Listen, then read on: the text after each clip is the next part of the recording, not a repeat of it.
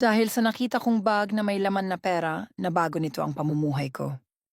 Dear Ate Ann, masugid niyo po akong taga-subaybay. Naging libangan ko na ang pakikinig sa lahat ng kwento mo. Kaya naisipan kong magbahagi ng isang pangyayari na nakapagbago ng aking pamumuhay. Ako si Elsa, 42 taong gulang, isang byuda, at may 2 anak. Maagang pumanaw ang aking asawa. Sa edad na 36, binawian siya ng buhay dahil nasangkot siya sa isang aksidente. Ang mas masakit pa doon, Ate Ann, buntis ako noon sa bunso ko at malapit ng manganak. Simula nung pumanaw na ang aking asawa, mag-isa kong binuhay ang aking mga anak.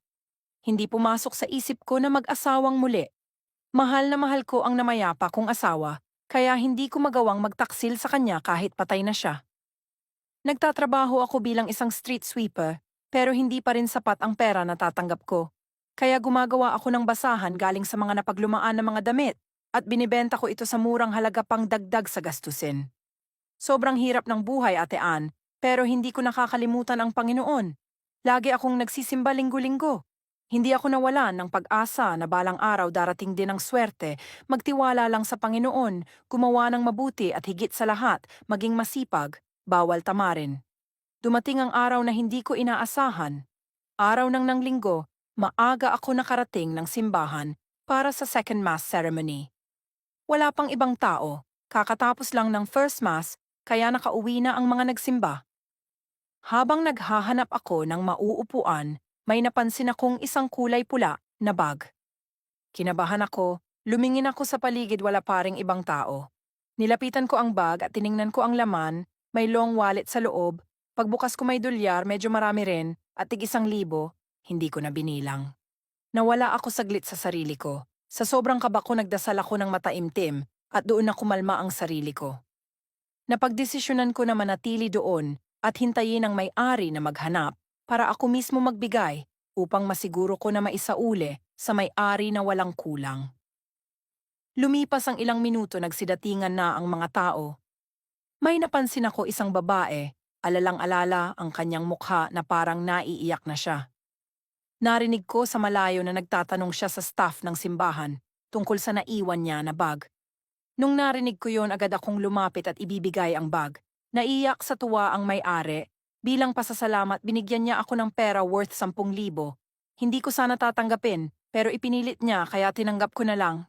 Pag-uwi sa bahay, nag-isip-isip ako kung anong gawin ko sa pera. Napagdesisyonan ko na gamitin ito pang simula ng negosyo, kaya bumuli ako ng isang bale na ukay para ibenta. Naghanap ako online at may nakita ako agad. Nagsimula akong sumali sa mga buy and selling groups para maipromote ko ang aking paninda ng mga damit. Noong inumpisahan ko na mag-online selling, wala masyadong viewers, pinagtiyagaan ko pa rin kahit walang nanonood at bumibili. Nag-isip-isip ako ng paraan para dumami ang viewers ko Kaya ginawa ko, namimigay ako ng pa-free na items. Minsan nagpapahula ako pa GCash hanggang sa dumami na ang nanood at mga minors ko. Sa tuwing nababawi ko na kapital ko, ibibili ko kaagad ng isang bale ulit na ukay hanggang sa 3 bale na nabibili ko at naibebenta ko lahat. Ang mga damit na hindi na ibebenta, ginagawa kong basahan, kumuha ako ng kamag-anak namin para may makatulong ako. Hanggang sa lumago ang aking ukayan na negosyo, naisip ko din magpatayo ng isang boutique for gowns and costume rentals. Lahat ng magagandang mga gown na nakukuha ko sa isang bale, mga ibang costume, tinatabi ko hanggang sa dumami, kaya naumpisahan ko kaagad mag-rent ng mga gowns. Lumipas ang 3 taon, nakaipon na ako. Una ko binili sasakyan kasi gamit na gamit sa negosyo ko. Hanggang sa nakabili na ako ng lupa at nakapatayo ako ng bahay.